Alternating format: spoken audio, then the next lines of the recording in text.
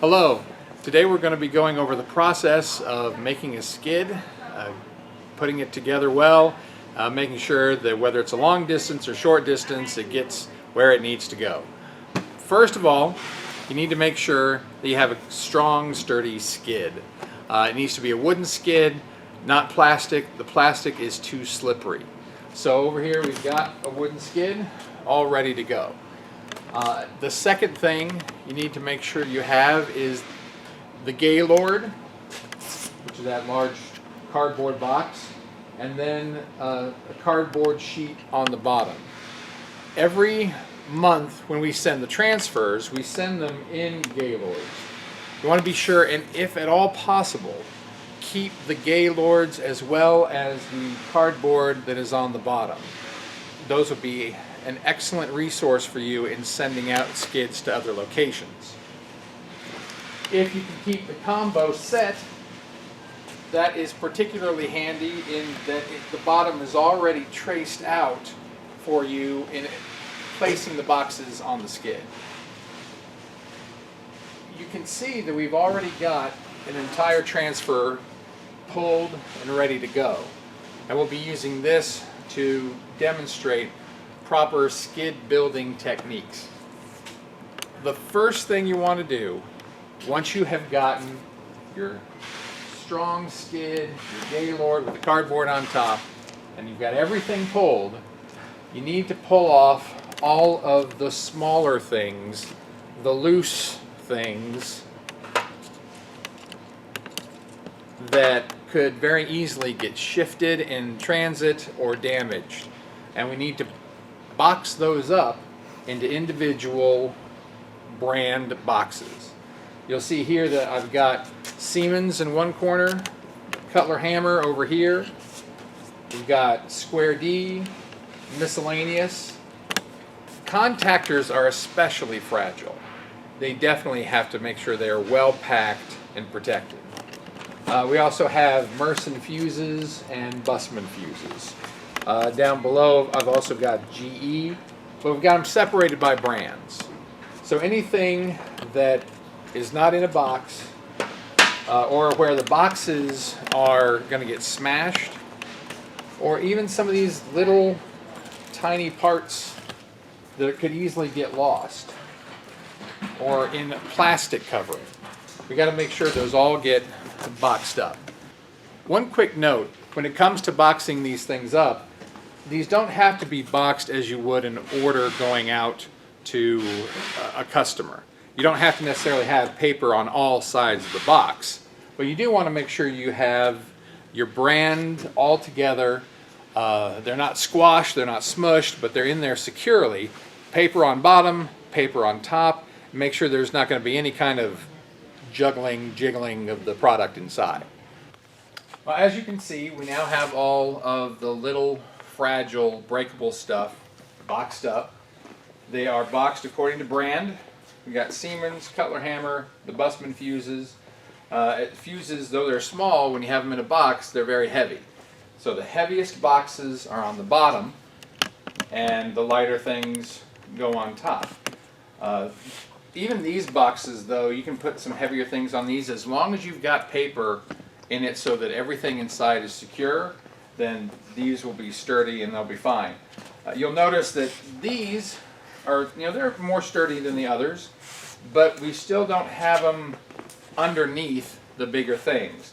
They're still used as filler to fill in on the sides, like over here, there, around on the edges, but they're not underneath anything heavy that is going to get them squashed.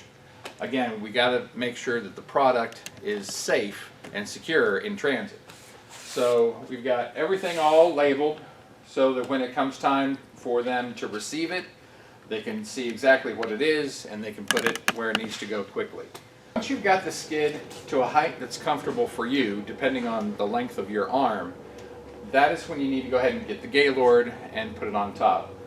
It is a lot easier. I've done it by myself where you put it on, but then things fall off.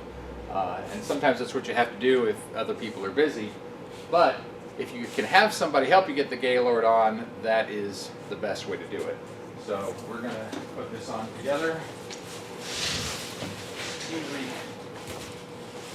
bottom.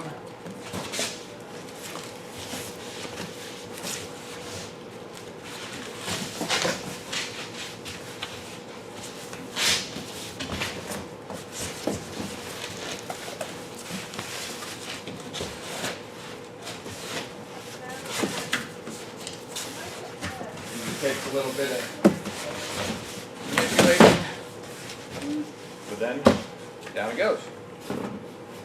Then, as long as you can reach inside and you can continue to work with the Gaylord, that's what matters, whatever's comfortable for you. Continuing on, all of this stuff that has been boxed, I know is been filled with paper. It's not going to collapse, so I can go ahead and put some of the heavier things. There's not much heavy stuff left, but I can still put it on top and put it right up against the edges of the Gaylord. I can also start filling in some of these corners with some of the smaller things, but again, I'm not putting any of this small stuff underneath the big stuff. I'm just filling in the corners. One thing we also want to talk about is overall weight. Especially if you're doing anything with square D. Homes are very heavy, so you only want to stack those cases 3 cases high. If it's just QOs, then you can stack those cases 4 high. But other than that, you're getting to a point where things underneath are going to get squashed. So always be careful of your limit. We try to make sure that if you have a scale, then make sure that it's not more than 2,000 pounds. That's what we shoot for here anyway.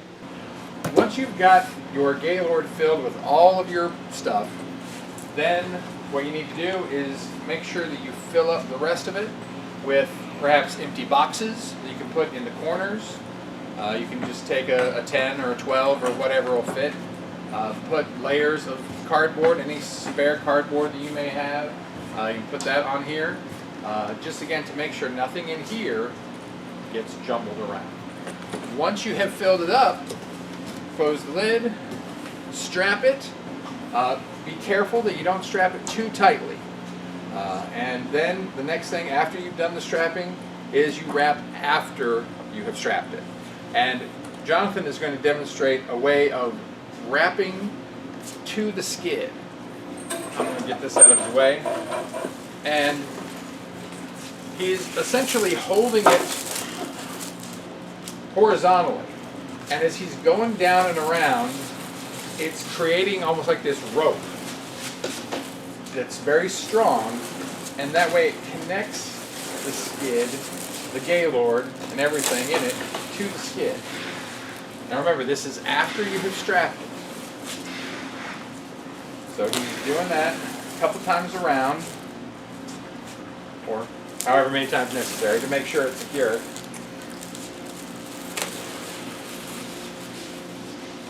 Getting all of it, covering all sides. And then, of course, making sure that he wraps the top as well. Covering the straps, covering the Gaylord, connecting it all securely to the skid.